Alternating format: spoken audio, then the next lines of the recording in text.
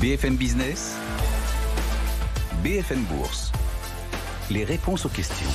Chaque jour à cette heure-ci, vers 16h40, oui, vos questions sur l'ensemble de vos placements trouvent leurs réponses. Les réponses de nos experts. Philippe Gourdelier, aujourd'hui, en ce jour férié, est avec nous en direct. Bonjour Philippe. Bonjour Guillaume. Président de Patrimea. Vous êtes prêt, Philippe ? Je suis prêt. On va démarrer avec cette première question d'Emma, avec une question de saison ou de circonstance à propos de la déclaration de revenus que l'on doit remplir. Il nous reste à peine 3 semaines, quelque chose comme ça. En 2020, nous dit Emma, j'ai ouvert un compte courant chez N26 et j'ai aussi acheté des bitcoins via la plateforme Coinbase. Est-ce que je dois déclarer ces comptes aux impôts français ? Eh bien oui, Emma, la réponse est oui. N26 est un compte bancaire situé en Allemagne, donc hors de France. Donc Emma doit déclarer ce compte à l'administration fiscale. Et comment est-ce qu'elle le fait ? Elle remplit un formulaire, le formulaire 3916. L'année dernière, les comptes de crypto-monnaie et les comptes bancaires à l'étranger étaient sous 2 formulaires différents. Maintenant, ils ont fusionné tous les deux sur le formulaire 3916 et 3916 bis. Donc aussi bien pour le compte bancaire N26 que pour la crypto-monnaie sur Coinbase, qui est située en Estonie. Vous devez le déclarer comme un compte d'actifs numérique. Pour Coinbase, ça va être le 3916 bis. Donc vous devez préciser le titulaire, le numéro de compte, l'adresse de la plateforme, etc., etc. Si vous ne le faites pas, si Emma ne le fait pas, elle encourt une peine, une amende de 1 500 € pour le compte bancaire et 750 € pour le compte de crypto-monnaie s'il est inférieur à 50 000 € et 1 500 € si c'est supérieur à 50 000 €. Donc il faut le faire.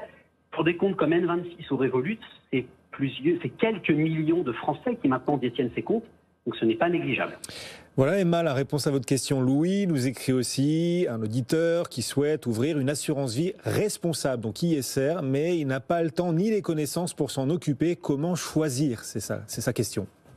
Alors s'il veut investir, s'il veut placer cet argent, il n'a pas le temps, il n'a pas les connaissances, il veut vraiment que ça soit géré. Il y a ce qu'on appelle la gestion dite pilotée ou la gestion sous mandat. Ça, c'est pas quelque chose de nouveau, ça existe depuis longtemps. On définit son risque, on définit son horizon de placement, la durée sur laquelle on va investir. Et à partir de là, des experts gèrent pour son compte son assurance vie. La petite nouveauté depuis quelques temps, c'est que pour les assurances vie dites responsables, on peut maintenant, en plus de ces 2 paramètres, investir selon une thématique. Si on prend l'exemple, par exemple, du contrat Éthique Vie, qui est géré par Suravenir, groupe Crédit Mutuel Arkea, eh bien, vous pouvez investir selon des thématiques. C'est-à-dire, je vais placer mon argent dans le développement durable, dans un mandat de conviction bien vieillir, ou dans les enjeux d'avenir. Ça donne plus de transparence, on sait dans quoi on investit, on sait dans quelle société on va investir, et on peut investir selon ses convictions, selon ses envies, selon ses valeurs. Oui, donc ça, c'est intéressant pour l'investisseur. C'est une approche thématique quelque part de l'investissement responsable. Voilà. Exactement. Et je fais une petite précision, Guillaume aussi. Rappelons que c'est pas parce qu'on investit dans des placements responsables qui sont moins performants que des placements qui n'ont pas cette qualité responsable. Plusieurs études l'ont montré. Les placements responsables parfois surperforment les investissements qui n'ont pas cette qualité de durabilité. Oui, on l'a vu en effet sur ces 10 dernières années, ça a été particulièrement vrai, notamment sur l'année 2020. Bon là, on a une petite rotation sectorielle depuis le début de l'année, mais quand même dans la durée, pour l'instant, vos propos en effet sont parfaitement confirmés par la réalité. On continue de répondre aux questions des auditeurs, téléspectateurs. Vous pouvez nous les envoyer, vos questions, sur notre site bfmbusiness.com. Question d'Augustin. Alors lui, il arrive à la retraite prochainement et il ne sait pas s'il possède un contrat d'épargne retraite ouvert par ses anciens employeurs durant sa carrière. Comment faire pour savoir si je n'ai pas un placement de ce type quelque part ? Alors ça, c'est une vraie question d'Augustin, et à mon avis, il y a beaucoup de gens qui nous écoutent en ce moment qui doivent se la poser.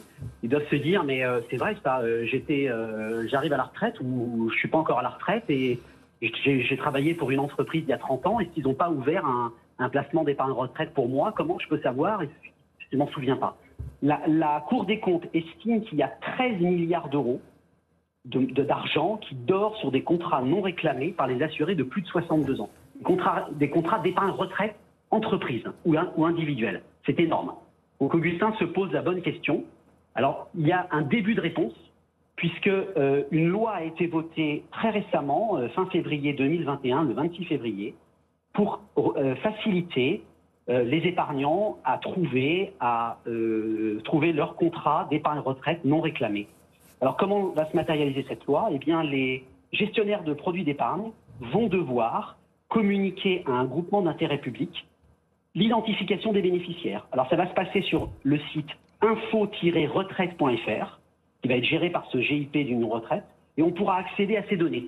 Là, pour l'instant, la loi vient d'être votée, le dispositif doit se mettre en place, les assureurs, les banques doivent vraiment jouer le jeu, et il sera beaucoup plus simple pour Augustin ou pour d'autres de se dire, bah tiens, j'ai travaillé pour telle entreprise, ou bien je tape mon nom, mon prénom, et là on voit ce qui sort. Est-ce que j'ai un contrat d'épargne retraite ouvert il y a 20 ans, il y a 15 ans, et on peut de ce fait demander des informations et récupérer cet argent s'il est possible de récupérer. Et c'est très important de recourir à ces outils, sinon nos placements sont considérés en déshérence, comme on dit. Il y a beaucoup de contrats d'assurance vie, par exemple, en déshérence en France, oubliés par leurs détenteurs. Et puis, voilà, quand cet argent n'est pas réclamé par les héritiers, il va directement à la caisse des dépôts. C'est important donc de prendre en main son épargne et de la suivre, bien évidemment. Voilà cette question que peuvent en effet se poser beaucoup de futurs retraités. La réponse à cet auditeur. Il nous reste 1 minute. On va tenter de répondre à cette question de Fanny également. Elle nous demande si elle peut désigner comme bénéficiaire de son assurance vie une association.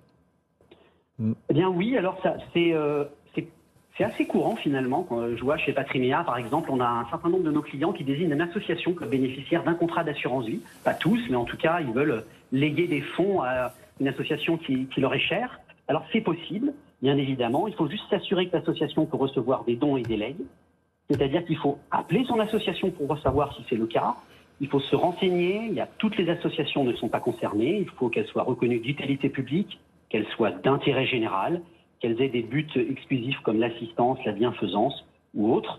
Mais surtout, la précision que je voudrais donner maintenant, c'est soyez le plus précis dans votre clause bénéficiaire. Ça veut dire, mettez bien le nom de l'association, mettez bien sa dénomination sociale, son adresse, ses numéros d'identification, parce que si l'assureur n'est pas capable de retrouver l'association, eh bien cet argent ira dans la succession et sera partagé avec les héritiers et n'ira pas dans l'association qui a été chère au défunt. Ce serait dommage. De l'importance de la clause bénéficiaire, surtout de bien la remplir. Merci Philippe de vous être rendu disponible en ce jeudi férié, jeudi de Pentecôte pour nos auditeurs et téléspectateurs. On est tous les jours ouverts, BFM Business. Envoyez-nous vos questions, on y répond tous les jours.